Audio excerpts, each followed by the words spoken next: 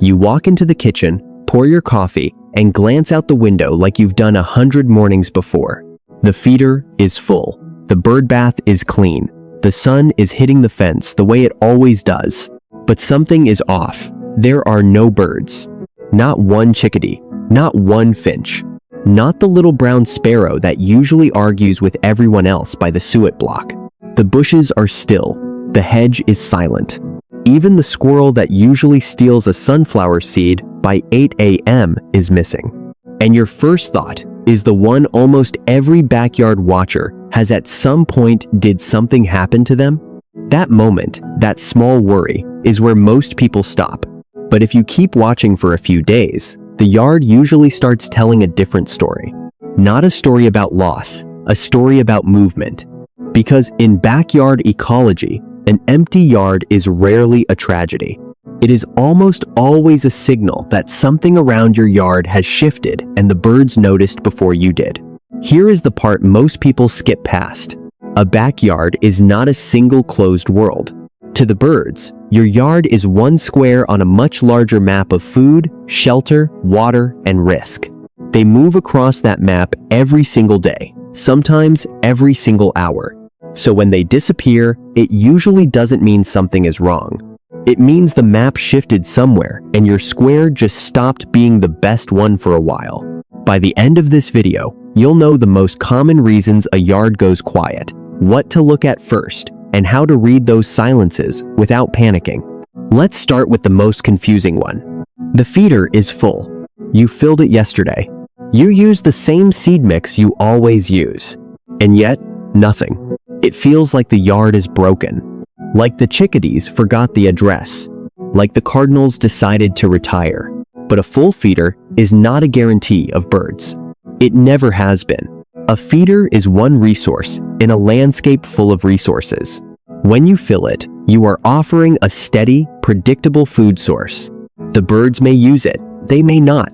It depends on what else is available, what feels safe that morning, and whether your yard is currently the best option in their daily route. There is also a quieter reason people miss. Sometimes the seed itself has changed. If a bag of seeds sat in a humid garage for a few weeks, or if the oils in the hulls turned slightly stale, birds may simply pass over it. From the outside, the bag still looks fine to us. To them, it might not be worth the trip. The other thing worth checking is the area around the feeder. Has anything in the immediate view changed? A new trash bin near the deck, a flag that flaps differently, a solar light that wasn't there last week. Backyard birds are very tuned to small visual changes near a feeding spot, and a strange new shape can keep them up in the trees longer than you'd expect. So before you assume the yard is empty, look at what is around the food, not just the food itself. Now, here is the second reason, and it is the one that catches most people off guard. Sometimes a yard goes quiet because of a single visitor you didn't see. A Cooper's hawk drifting low across the lawn the day before. A neighborhood cat sitting under the hedge for 2 hours yesterday afternoon. A sharp-shinned hawk that swept through the feeder line at sunrise while you were still asleep. Birds do not need to see a predator strike to change their behavior. They only need to register that the area felt unsafe recently.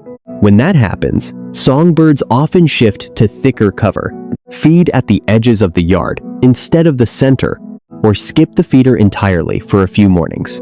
They are not gone, they are just not where you usually look for them. Experienced birders often notice that after a hawk passes through, a yard can stay unusually quiet for a day or two before it slowly returns to normal. The smaller birds aren't sulking. They are conserving energy and avoiding open ground until the risk feels lower. If your yard suddenly emptied out and you can't think of any other change, take a slow look around. Scan the trees, check the fence posts, check the sky. Sometimes, there is still a hawk perched somewhere quiet, barely moving, and the songbirds know it long before you do. That brief pressure can shape a whole week of feeder activity and then quietly fade. This is where the empty yard starts to look less like a problem and more like a snapshot of decisions you weren't there to see. The third reason is the biggest one, and it has nothing to do with you. It's the season. Backyard bird activity follows the calendar more than it follows your feeder schedule. And the calendar shifts under your feet without much warning. In late summer, many songbirds go through molt. They drop and regrow feathers, which takes a lot of energy and makes them more vulnerable. During this time, a lot of birds get quieter, more secretive, and stay deeper in cover. They are still around, they just aren't doing the bright, busy feeder show you saw in spring. In late summer and early fall, natural food explodes. Berries ripen. Seed heads dry on weeds and grasses. Insects boom in the warm evenings. When that happens, a feeder becomes less important. The birds aren't rejecting your yard. They are just spread out across a sudden buffet that didn't exist 2 weeks earlier. Migration is another quiet driver. Some species pass through. Some leave. Some arrive. The same yard that had goldfinches all summer might suddenly host a few juncos in November, with a strange empty stretch in between as one group moves on and the next one settles in. And then there is nesting. When breeding season ends, the strong territorial behavior fades, and adults stop holding tight to one yard. Family groups break up. Young birds disperse. The yard that felt full of cardinals in June can feel oddly thin in late August.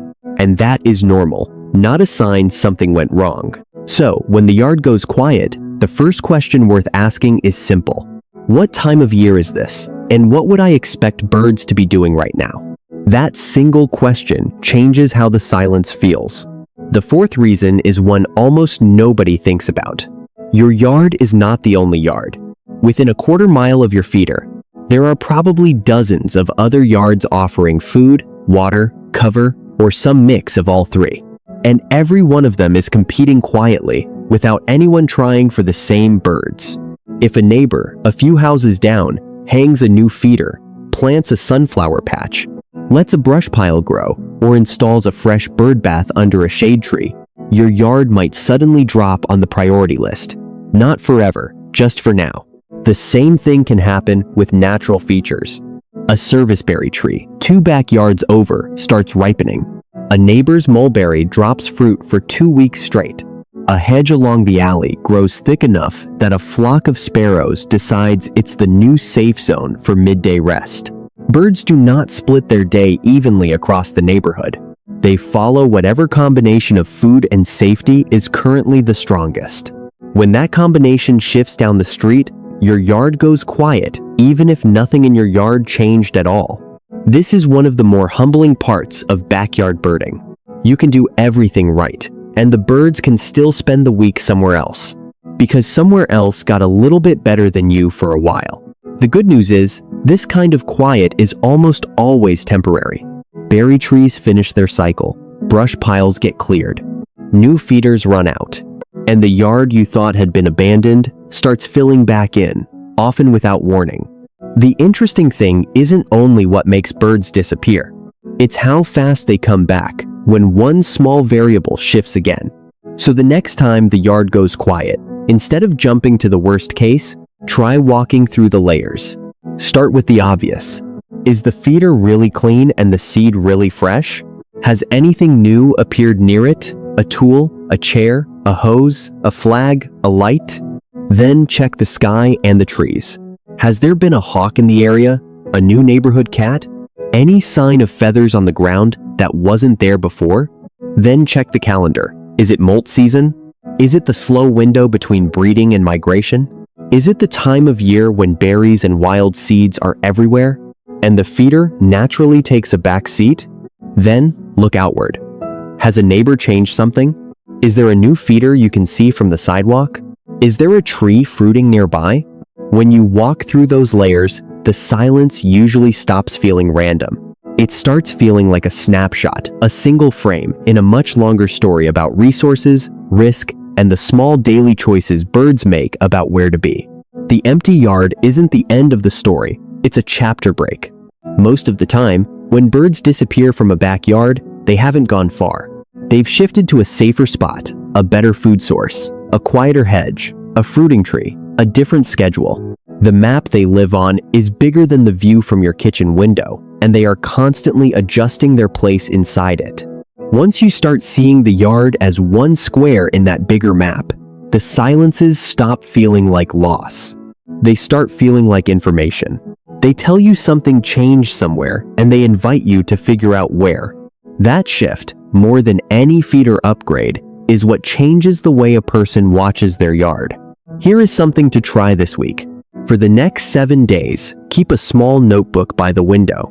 Each morning, write down 5 things: the date, the weather, how full the feeder is, anything you notice that might suggest a predator was around, and anything that has changed in the neighborhood that you can see from your yard. You don't have to write much. 1 line per item is plenty.